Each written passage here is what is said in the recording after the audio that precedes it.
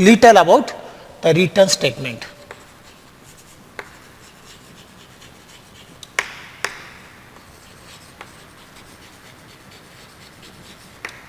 Return statement. Here, this is the keyword. Return is the keyword. That means this word is reserved in C library as a keyword. Meaning of this keyword is already specified to compiler. So, we can't use the return word anywhere in the program. Okay, for it is only special purpose, return. The keyword return is used to terminate. What is the meaning? Simple meaning, the keyword return, this keyword return is used to terminate the execution of function. What I say? This is the keyword, and this keyword return is used to terminate the execution of the function, not program. I am again going to tell you that the keyword return is used to terminate the execution of the function and to return the control, to the calling portion of the program. Okay. Now, in general, the return statement can be written as return and expression and termination. Okay. Note that this expression is optional. That means expression may or may not be written. Instead of this, we can simply return like this.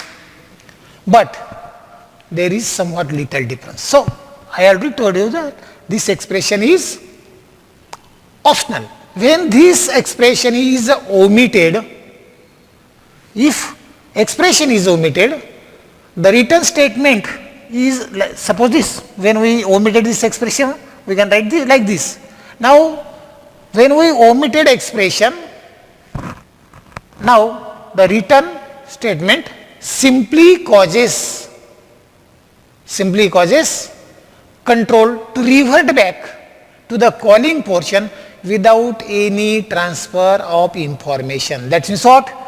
When we use return statement like this, then this statement simply causes control to revert back to the calling portion of the program without transfer of any information. Nothing will be transferred. Only control is revert back. Okay. Now, when we write the expression like this, then information, some important information or related information should be transferred to the calling portion of the program when control is revert back. Okay. Now, remember that there are certain rules. Only one expression can be included in this return. More than one expression is not valid in this return statement. Only one expression can be included in return statement. Okay, the function can return only one value of the calling portion of program without transfer of information. Now, a function can, now though we use a single expression, but a function can obtain multiple return in a single program. We can use more than one. We can use more than one return statement, but remember that when we are going to use number of return statement or multiple return statement, though we use multiple return statement, but a function can obtain multiple return statement, but function execution will stop as soon as first statement or first return statement is encountered. आपण त्या प्रोग्राममध्ये अनेक return statement वापरू शकतो, पण एक ध्यानात ठेवायचं की फंक्शनचं एक्झिक्युशन हे लगेच थांबणार की जेव्हा पहिलं रिटर्न स्टेटमेंट हे त्या फंक्शनमध्ये एन्काउंटर होईल, त्या फंक्शनमध्ये एन्काउंटर होतं त्यावेळेस. म्हणून मी म्हटलं की function can be obtain multiple return statement, but function execution will stop as soon as first return statement is encountered. And last but not least, presence of empty return like this is recommended to clarify the logic. Okay. Now, after this return statement, we are going to see the function prototype. Function prototype. Very important. In some programs or in C language, in some programs, the user defined function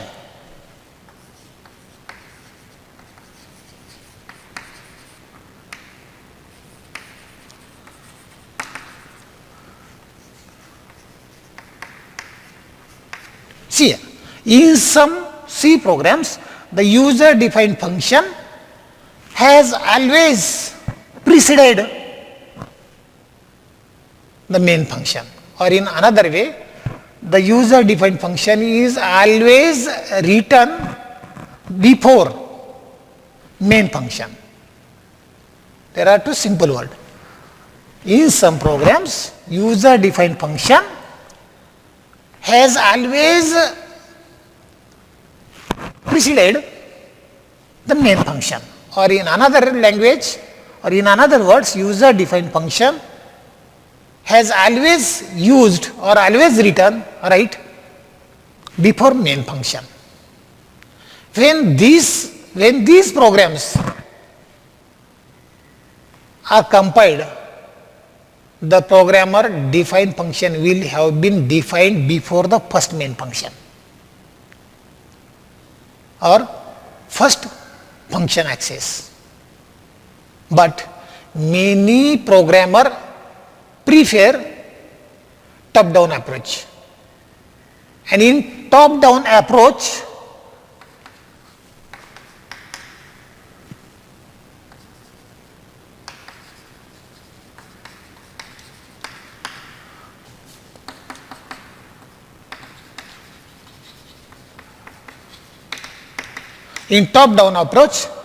main function is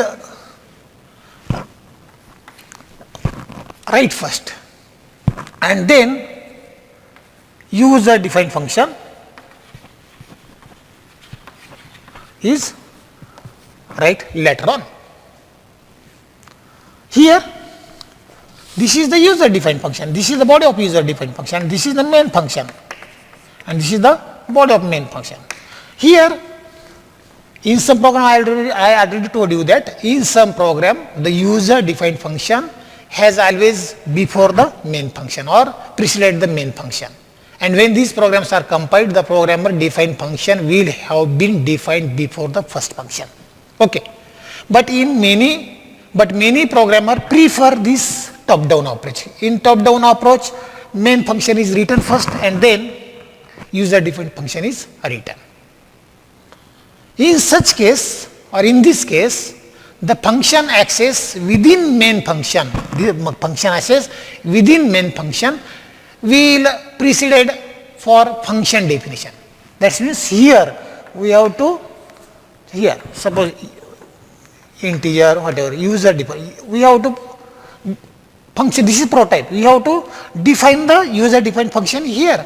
If we not, then compiler get confused. So compiler tells that the main function begins from this, and when user defined function control comes to user defined function, name of the user defined function, then it should have to go, the control should have to go to user defined function. That means here. So in order to, when we define the user defined name of the user defined function along with data items before the main function, this is the prototype, then there will be no any confusion. Okay, so I told you that in such a case a function access within main will precede for function definition, and this can be confusing to compiler unless the compiler is alerted the fact that the function being accessed will be defined later in the program. Have you got it? Okay. A function prototype is generally like this. How function prototype is data type, name, then type 1, argument 1, type 2, argument 2, type n, argument n. This is the general form of function prototype. In this way, we can define the function prototype before main in the program. Here, data type is the type of data item, or data type represents the data types of item that is written by the function, and type 1 name represent the function name, and type 1, type 2 up to type n represent the data type of argument 1, argument 2 up to argument 1. Okay, but remember that function prototype is not mandatory in C programming. You can use top down approach or down to top approach. That means what? You can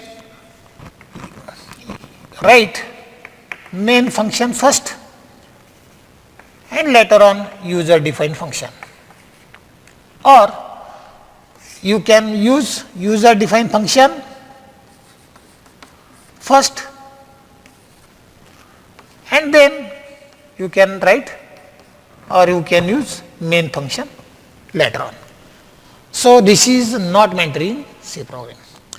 Now, we are going to see a small program related to this. Calculate the factorial number. We are going to write a program for factorial number of integer quantity. So, program is like this: has include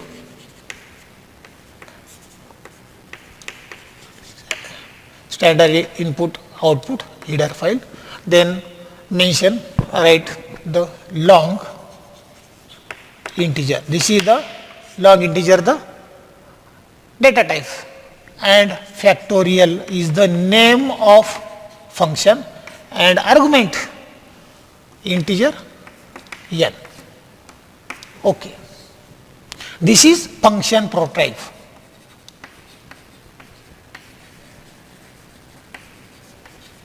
Function prototype. Okay. Now, we are going to write main function first, that is top down operation. In this main function, or in the body of main function, we are going to declare the variable n whose data type is integer. Then we have to supply the value of n to the computer. For this purpose, we are going to use the function printf function, new line, enter the value of n. When we provide this value through keyboard, then this value should have to read by the computer. For that purpose, scanf function is used, and here the factorial is equal to percentage long double or simply double, whatever it may be, and what factorial n or factorial n. Okay. Factorial n. Okay. And this body of main is completed. This is the main function. Now we use the prototype, that is, we define the function. Now this function should be used. This is user defined, name of the user defined function. We already give the prototype. That means when control come here, then compiler not confuse. Compiler think that such type of user defined function is used in the program, and that is written after main function. So here long integer factorial integer n, and this here termination, here we terminated, we just give the prototype. Now here we are going to use actual long integer, and here integer I, again long integer product is equal to 1. Okay. Then if n is less than 1, if condition is true, then use for loop I is equal to 2, I is less than or equal to n, and plus plus I, and lastly give the this is the pointer function, prod is the pointer variable. So this value of I is assigned to this pointer variable product, and then return this value by the statement return product body completed. This value is written here in the program, and the execution is completed. In this way we studied the return statement. Now the next point is recursion.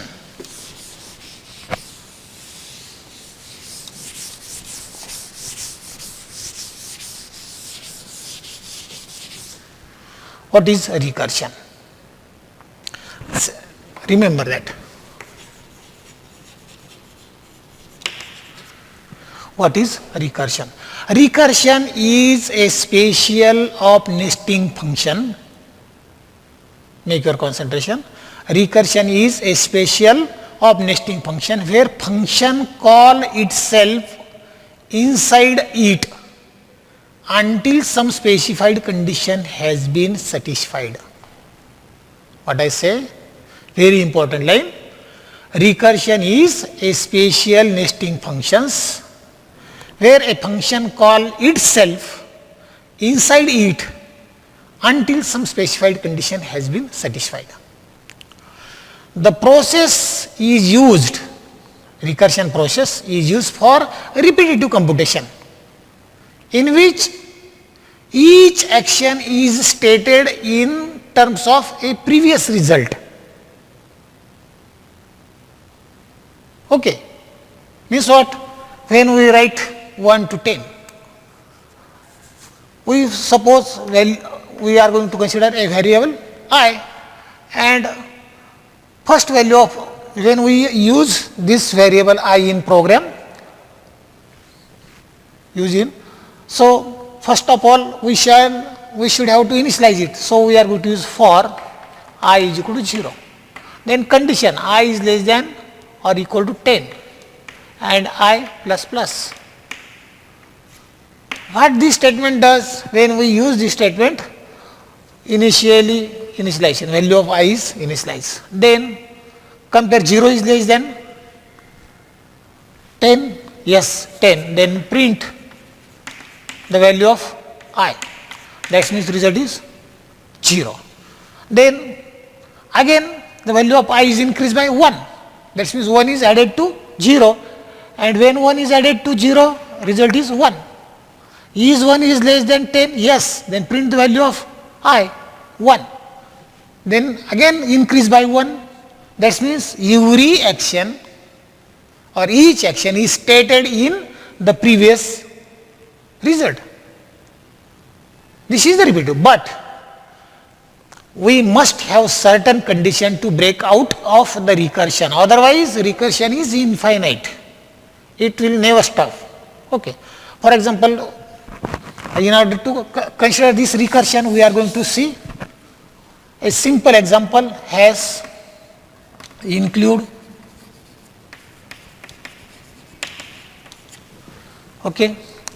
integer main function, body of main. In this body of main, function, this function is used. Okay. Now again, function 1 is called in main function statement. In this main function, again function call, one call by itself, statement, then condition and completed. This is user defined function and this is main function. But remember that in main function, the function in function 1 is called itself again and again. In this example, the function 1 is called itself. Function 1 and function 1 in this function 1 call itself again and again. And if we not put the condition, then it will become infinite. So, we have to use a condition. For what purpose? To come out of the function, some condition is put in the statement. Okay. Many iterative methods or repetitive problems can be written in this form. To solve the problem recursively, two conditions must be satisfied. First condition is that problem must be written in recursive form, and second condition is that problem statement must include a stopping condition, otherwise it will becomes infinite. Okay. Now, in the next lecture, we will see some problems and example related to this recursion, and after then function calling or call by function, how function is called in program. This will be study in next lecture. Till then, we shall stop here. Have a good day. Thank you.